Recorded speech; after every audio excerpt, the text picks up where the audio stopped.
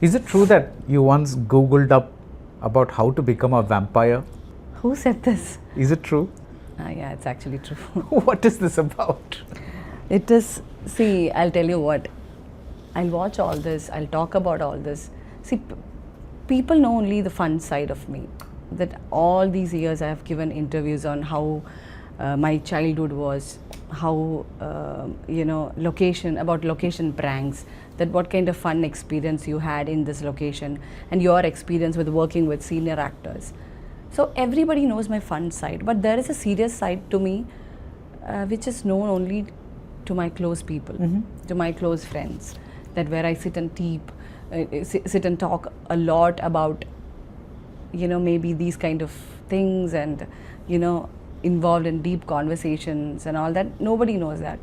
Because when I stopped giving personal interviews long time back, I come on media only for movie promotions. So then I will be talking only about movies. And then to make it interesting, everything will be asking some fun questions, and and I'm a fun person basically. I love to laugh a lot, I love to talk a lot, but only with my close circle maybe. So there is a serious side to me which is not everybody has seen it. But people will be like really like shocked, oh really, like that. So what did you, I digressed. No, you didn't digress. Anyway, vampire. Yeah, vampire thing. Actually, it is a very silly thing to do, I know that, but I got so involved with the Vampire Diaries series and the originals. I watched it, and I had this huge crush on Damon Salvatore, and then Elijah, and I don't know, I was so involved in the series, and I started believing that is what I'm trying to say. This series and cinema, it is so powerful that it will make you believe, it will make you convinced that this is real. We know that dinosaurs are not alive, but they can make us believe that it is there. It is not extinct.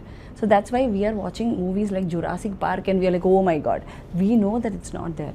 So that is the power of series and movies. Things like Stranger Things, even we know that okay, it's not real. But that's how, being a film person, I watched Vampire Diaries and I wanted to become a vampire. There was a sudden urge in me, like, thinking, oh my god, I wish I'm a vampire. So I saw the vampire, I watched originals, and I don't know, I was really curious, maybe, honestly, like, I really wanted to know what is out there. Like, is it really a vampire out there? So I just Googled how to become a vampire. And the Google said some stupid thing, saying that the easier way to become a vampire is, to get bitten from a vampire. I was like, where do I find a vampire for that? Kalyani Priyadarshan. Yeah, exactly. Yeah. I texted Kalyani and Dulkar after watching Loka, saying that I've been a huge fan of Vampire since Vampire Diaries and the original. So thank you. Even director Arun Dominic, I texted them and I said, thank you for giving us a vampire. It was see, I love in all this mysteries and all this, I love it. See, whatever I go through, whatever I say, I might talk about some, I don't know, like world ending or maybe something like that, but deep down, deep down, I'm still that girly girl who loves pink and who still believes in fairy land and fairies and all that. So maybe because of that, I easily get drawn to this Vampire Diaries. And there's so many things, like I read Amish book, Shiva trilogy.